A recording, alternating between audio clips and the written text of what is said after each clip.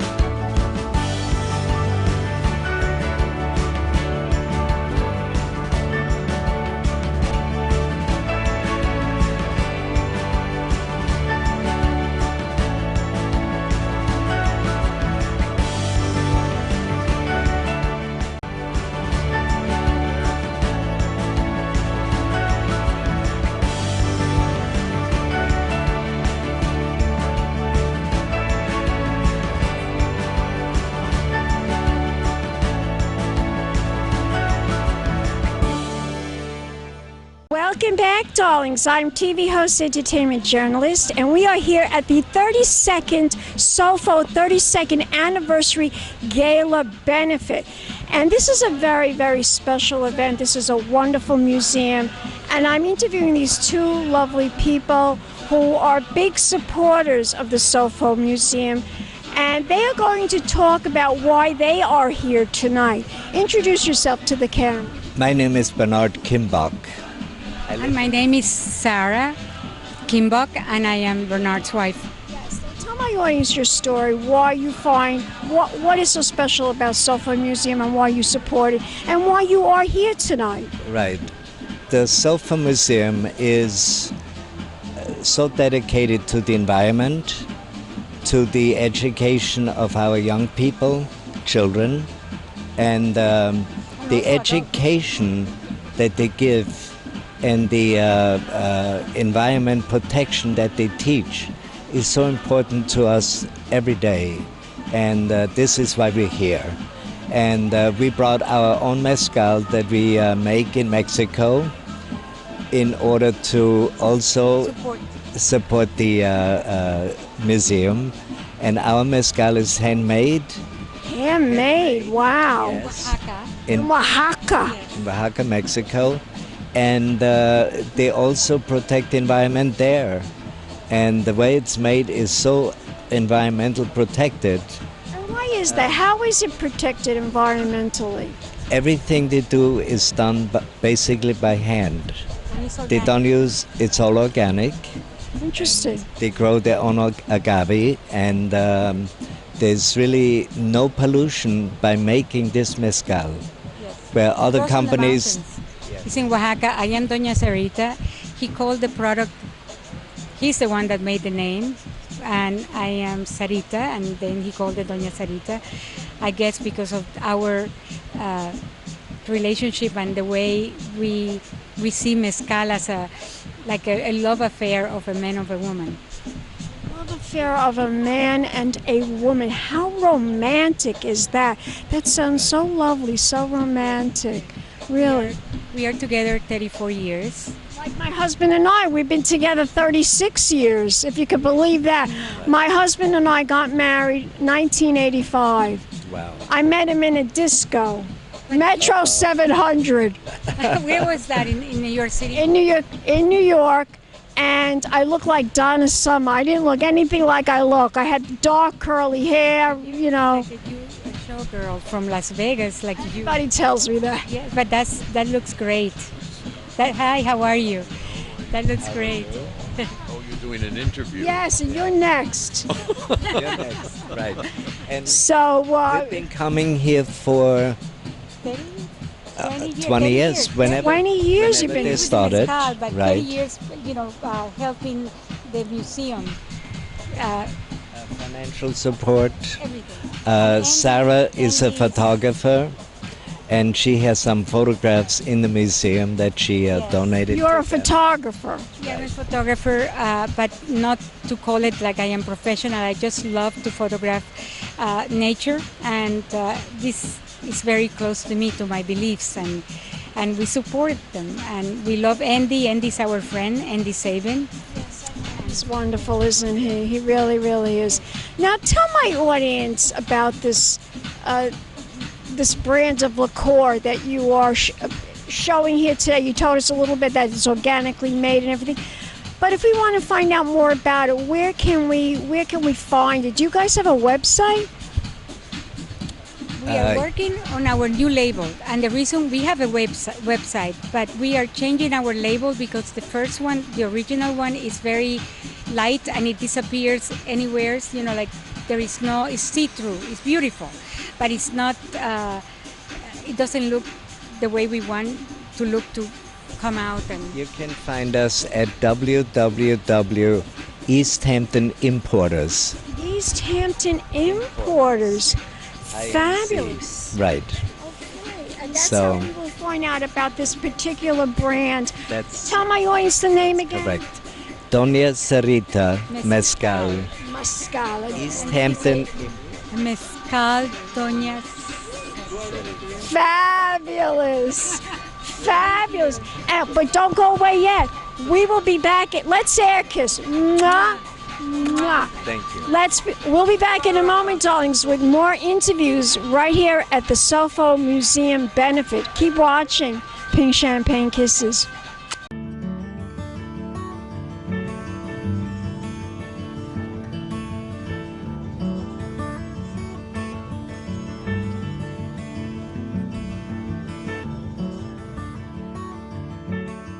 Welcome back, darlings. I'm TV host, entertainment journalist, Cognac Wellerlane, and we are here at the SOFO 32nd Annual SOFO Museum Benefit. And I'm here with this gentleman who is a big supporter of tonight's event.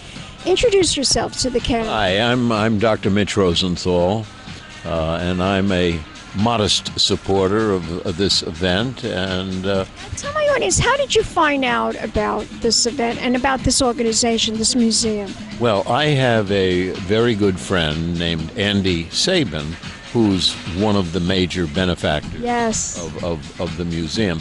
And Andy sent out material to his friends to support the event. And so here I am. And here you are to support it. Well, I'm so happy that you're here, and that now you're a doctor, you said. I'm a doctor. Tell us what kind of a doctor you are. Well, I'm a doctor. I work in addiction psychiatry, and I created many, many years ago, 55 years ago, an organization called Phoenix House. Interesting. Program. Phoenix House. So that's a very famous organization. It is well known, yes. Very well known. Well, I'm so glad that you're here tonight to support this museum. And we will be back with more interviews right here at the 32nd anniversary of the SOFO Museum Benefit Bash. Thank you, Cognac. We'll be back in a moment, dogs, with more interviews. Keep watching. Pink Champagne Kisses.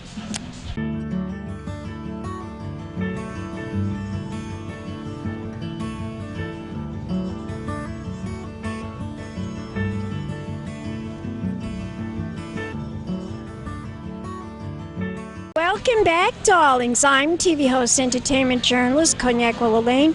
This is the 32nd annual SOFO Museum Benefit. And I'm here with this very interesting gentleman, Mr. Don Lanham. Tell my audience, now you are holding a very, very beautiful bird.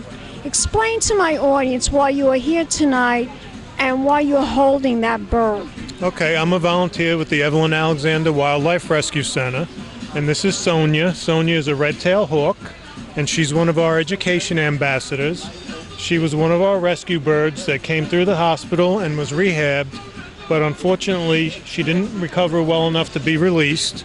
She can fly, but not well enough to hunt on her own. So she stays with us, and we bring her around and use her as an education ambassador. She looks like she loves you. She tolerates me, I think. Yes. So now tell my audience why you think this event is so special and so important that we should all support it. Well, it's always good to support any education opportunities to help the public be aware of the beautiful island we have here and our natural surroundings. Absolutely, absolutely. And to make it sustainable, to keep it sustainable. Now, I often go to the Evelyn Alexander Wildlife Rescue. Are they having an event this year? I don't know. I know Sure about that. last year's was canceled due to COVID. I'm not sure what they're doing this year.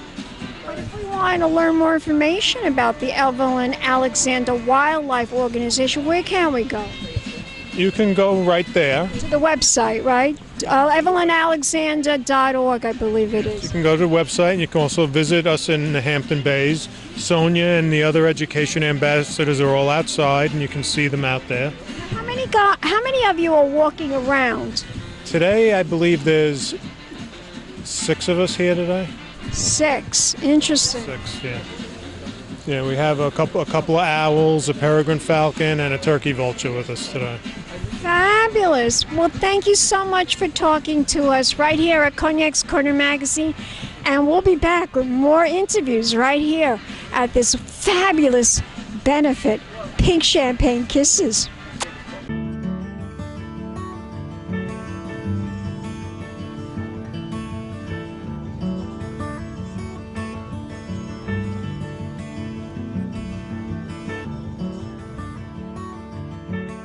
Welcome back, darlings. I'm TV host, entertainment journalist Cognac Wellerlane, and we are here at the SOFO Museum's annual benefit. And I am here with this fabulous woman.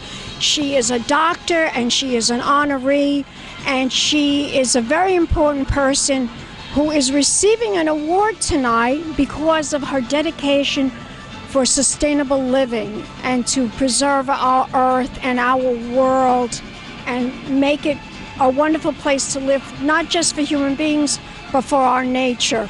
So tell my audience, what does it feel like to be receiving this award tonight? I think the greatest thing about being here tonight is being with people who care so much about the environment, about natural history, and about conservation. And being honored by a group who cares about what I care about is terrific. It's just a wonderful place, don't you agree? Yes. This museum is truly, truly a beautiful place. Now tell my audience a little bit about the school. I understand that you're a teacher, you're an instructor for Yale. Tell my audience about the school. Sure. I'm the Dean of the Yale School of the Environment, and we are a graduate school that was started by one of the most famous conservationists of all time, Gifford Pinchot, in 1900. And 1900, wow. 1900, that's right. We were the first school of forestry and natural resources in the United States.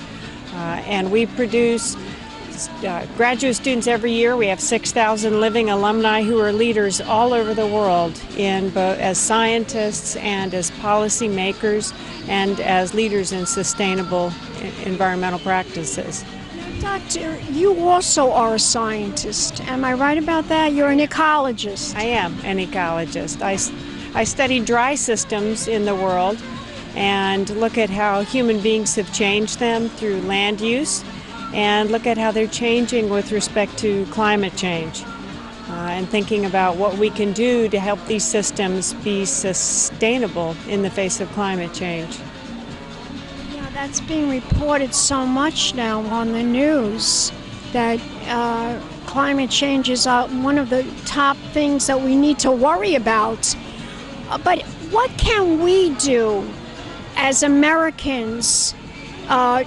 You and I, we're both Americans. Well, what can we do to keep our world sustainable? What can we do to preserve nature? I mean, it sounds like such a, a question. Me as a talk show host, what can I do? Of course, you're a doctor, you're a scientist, but there are so many people, middle-class people, rich people, even poor people that want to know what they can do to help. Yeah, I think the first thing is making sure to increase awareness by others of the importance of understanding climate change and the importance of understanding the loss of biological diversity. But then I think each of us needs to take responsibility for our consumption. It is our consumption that has led to the decline of the planet. And I think if we can begin to understand that there are things we don't need that we tend to buy and throw away. For instance, give us an example. What are things that you think we don't really need, that are silly, frivolous? Plastic bottles, plastic water bottles would be a really good example. I think it's so unhealthy. I'm afraid to drink out of a plastic bottle because I think that plastic is going into what I'm drinking. Am I right about that? It depends on the plastic, and that isn't my field, so I wouldn't answer that. But I can say that plastic requires a lot of fossil fuel to make, and it doesn't degrade, and it is a real serious pollution problem. And so it is both related to climate change and biological diversity. So being aware of what you purchase and how you use it and reuse it and whether or not you just throw it away, I think is one really important thing that every citizen can do. So stop buying plastic. Anything else? Anything else that we can do? Yeah, I think thinking about our travel, thinking about how many miles you burn in your car, thinking about what kind of vehicle you have and whether you can limit the amount of fossil fuel that you use, thinking about the energy in your home and how much you use there, thinking about all the products that you buy and where they come from. President Biden wants us all to drive electric cars. So that would help the environment. Am I correct in assuming that? Absolutely. There's much more efficiency, much less fossil fuel that's used using an electric car, even if it's powered by charging your battery from the grid, which comes from sometimes coal plants and other things, but it's much more efficient and creates much less greenhouse gases in the atmosphere. Now, the students that come to your school, they are learning to be ecologists, scientists, doctors of the environment. Tell my audience a little bit more. What are they learning in the school? I'd love to.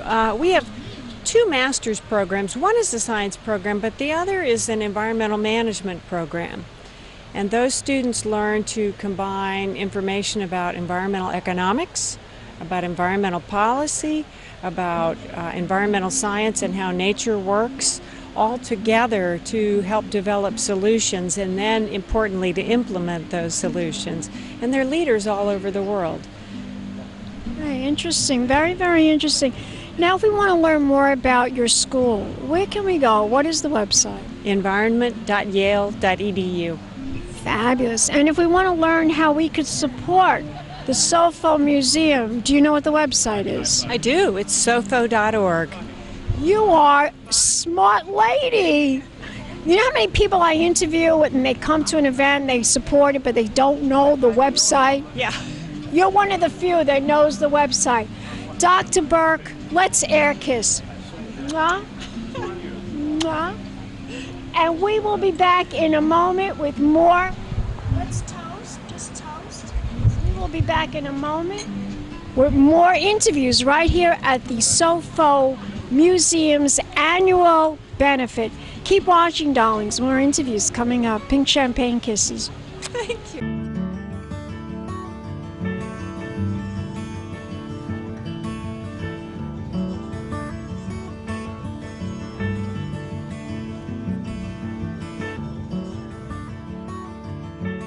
Welcome back, darlings. I'm TV host, entertainment journalist, Cognac Wellerlane, and this is the 32nd annual SOFO Museum's annual benefit. Of course, they didn't celebrate last year because of COVID, but they're back and ready to go here in the Hamptons. This is a fabulous museum. It's all about the nature. It's all about sustainable living here on Long Island. And I'm here with one of the honorees and a big supporter of this wonderful museum. And he's going to introduce himself to the camera. My name is Michael Gerard. I'm a lawyer. I'm a professor at Columbia. Okay. I'm a professor at Columbia Law School, where I teach environmental law, energy law, and climate change law. And I'm the founder and director of the Saban Center for Climate Change Law.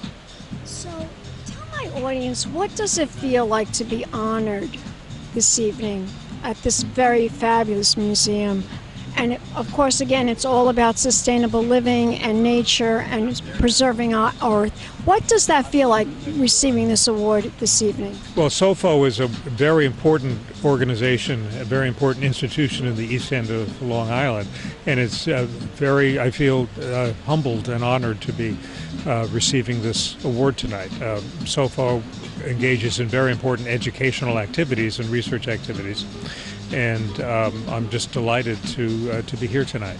Is this your very first time being honored? Did you ever receive an honor before? I was honored here several years ago. That's what I remember that. Right. That's why I came over to you. I remember you being honored. So that's very special that you would be honored for a second time. It is very special, and I appreciate all the staff and board of SOFO who make this kind of event possible and who decided to give me this award. Tell my audience, what can we all do to create sustainable living here on Long Island? How can we all get involved besides supporting this museum? So Long Island has special opportunities to contribute to the fight against climate change. Most of the electricity that is used in Long Island comes from natural gas and from oil. Most of the natural gas comes from fracked wells in Pennsylvania. We need to move entirely away from fossil fuels toward renewable energy. Long Island has a special opportunity to contribute to that fight with offshore wind. There are several proposals for offshore wind farms. They are so far offshore you can't see them from the shore. I see. But they can generate a great deal of electricity and substitute for fossil fuels. So one important thing for people on Long Island, in my view, is to embrace the idea of offshore wind as an important contribution that the people here can make toward the fight against climate change. Excellent. Okay. And tell us a little bit more about your law practice. So the Saban Center for Climate Change Law develops legal techniques to fight climate change. We train the next generation of lawyers to use those techniques, and we create legal research and databases and so forth that are used by lawyers and judges and scholars all around the world. We're also closely affiliated with Columbia's new climate school, which has world-renowned scientists from all disciplines working on climate change issues. What is the number one climate issue right now about climate change? I know it's climate change. Climate is changing, but what's the number one? What is the number one issue? What's the number one problem with climate change? The number one issue is moving away from fossil fuels. Fossil fuels are the overwhelmingly most important source of human-caused climate change. We need to be moving entirely away from coal and mostly away from oil and gas. We need to be maximizing the efficiency with which we use energy, and we need to have the energy we use come from clean sources. What's your prediction? What do you think? When do you think that we are going to be away from oil and gas, and how long do you think it's going to take? Well, that's a good question, right? President Biden has announced the goal of net zero economy by 2050. That is similar to New York State's goals. It's a challenge to get there. One important element is to move away from oil-fired automobiles to move to electric vehicles. Yes, I just finished talking to Dr. Burke, and that's exactly what she told me. Right. We should. I drive an electric car. I mean, I mostly take mass transit, but when I drive an electric car. We need to electrify building heating and move away from fossil fuels for that. We need to have much more efficient appliances and computers and all of the uses of electricity. Tell my audience, where can we go to learn more information about your law firm? So our center, the Saban Center, if you just Google Saban Center for Climate Change Law, you'll find our website and an awful lot of information. You'll also find on there how to sign up for several free mailing lists, because we periodically put out a lot of information about new climate litigation and cases and statutes and so forth. And for us to learn more information about this museum, do you know the website? I don't know the website. It's sofomuseum.org, of Excellent. course. Thank you. And we are going to toast to the museum, to sustainable living. Let's air kiss. Mwah, mwah. COVID friendly.